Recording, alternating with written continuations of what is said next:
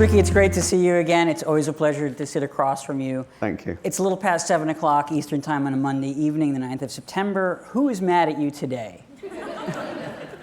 I don't know. Anyone mad at me? You can't get. No one can be mad at me, can they?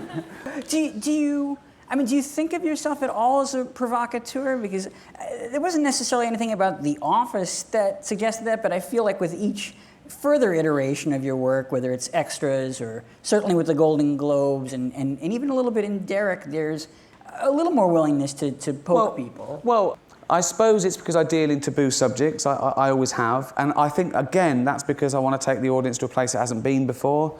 A secret little look behind the curtain. I do think that a comedian's job, particularly in stand-up, isn't just to make people laugh, it's to make them think as well. Again, I think it's too easy. People have come out to laugh. They're so willing to laugh. They're going to laugh probably anyway, whatever you throw in there, you know. So I think that I was all very aware that people have, paid good money. They've had to find a parking space and a babysitter maybe, and you want to give them something that's slightly different, and something to go away with. So I do like my stuff to sort of resonate a little bit.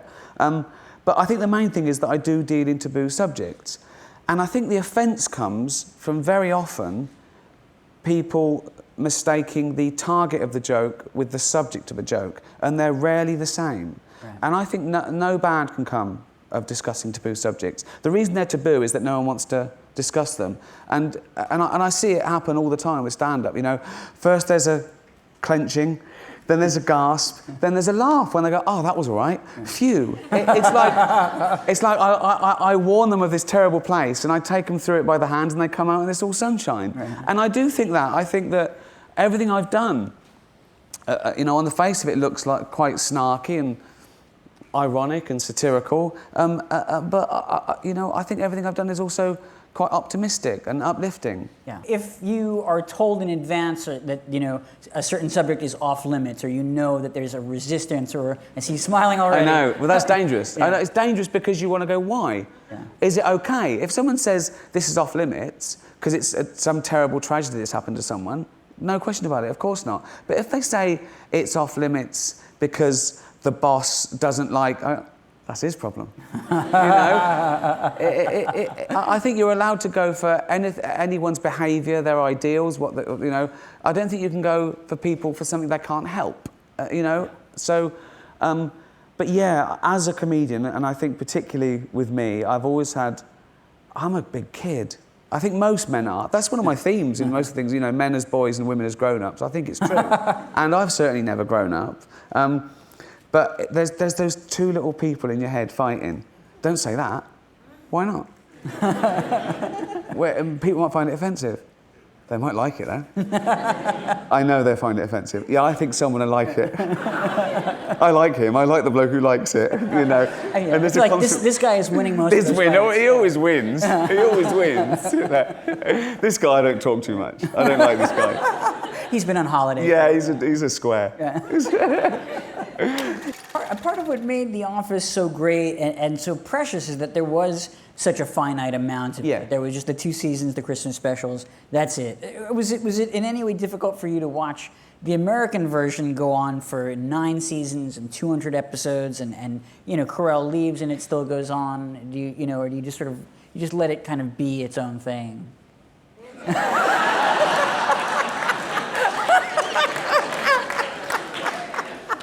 Syndication, baby. You said, why not 300 episodes? Yeah, exactly. Yeah, everyone did. Steve Carell going, I'm exhausted. No, you're not. No, you're not, Steve. Come on, coffee. Come on. It's funny because it's true.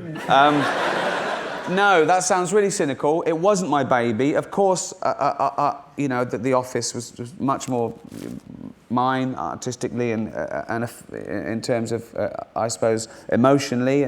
But I think the American Office was great. I thought it was really good. And, that's a hard dive. To do that, they took our sensibilities, no stars at the time. They're all stars now. No laugh track. It was network as well. Let's not forget that. That was and they did 250 episodes. So I think that whatever you think about it, and I think it's great, and I think Steve Carell's fantastic, and all the cast are great, genuinely, whatever you think about it, the success story is, without, it's not in question. Yeah. So, no, I'm proud of it for them, and it was theirs, and it was a little bit broader, I think, but it had to be, and it maybe, Michael Scott was a little bit sweeter, but he had to be, because I think Americans are more sincere than Brits in many ways. They don't want that doom and gloom, that dark side all the time. Brits sort of embrace it. We like the underdog, and when they're not the underdog anymore, we want to kill them. You celebrate success and you stay by it and you applaud it. You see someone with a Rolls Royce, you go, well done. We go, I'm going to scratch that. I'm going to scratch that. Why has he got a Rolls Royce? It's ridiculous, right? So it had to be different. And Americans are told, they're brought up to believe they can be the next president of the United States, and they sort of can. Brits are told it won't happen to you, so don't bother. So that's difficult. That's sort of difficult to get over. And I still feel like I shouldn't be rich and famous. I still feel like I want to, I go into a restaurant, I want to go, oh, I'm not, this isn't for me. Yeah. They don't want my sort here. I don't.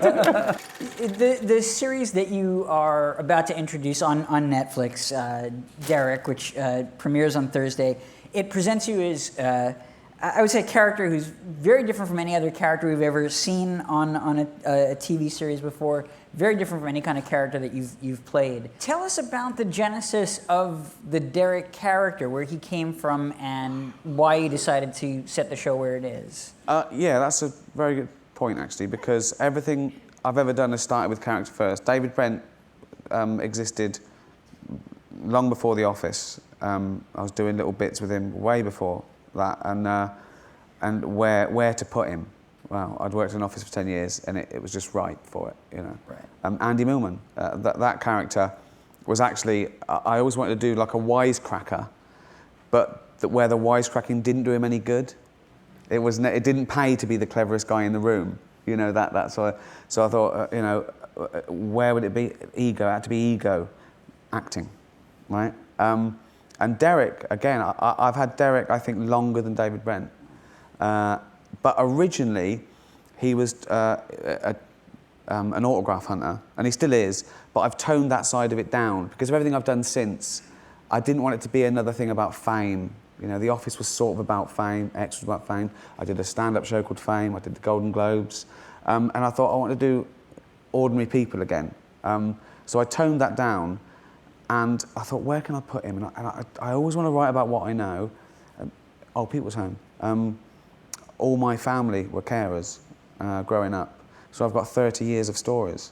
My mum, my sister-in-law, and now my nieces, they've all gone into old people care, Alzheimer's, some of them, and they come back every day, sometimes with sad stories, sometimes funny, but they're always interesting, and they've got all the pressure of funding and everything. And it's just, I thought it would be a great thing to the reason I made Derek and Dougie and Kev sort of what you'd think of as outsiders and sort of losers is because I wanted kindness to come along and trump all that. Right. And it's a show about kindness. And that's what inspired me to do it. And the other thing about it is, most people you meet are more like Derek and Dougie and Kev and Hannah than Johnny Depp and Brad Pitt and Ryan Gosling. So I feel most comfortable making the very ordinary a little bit extraordinary. Right.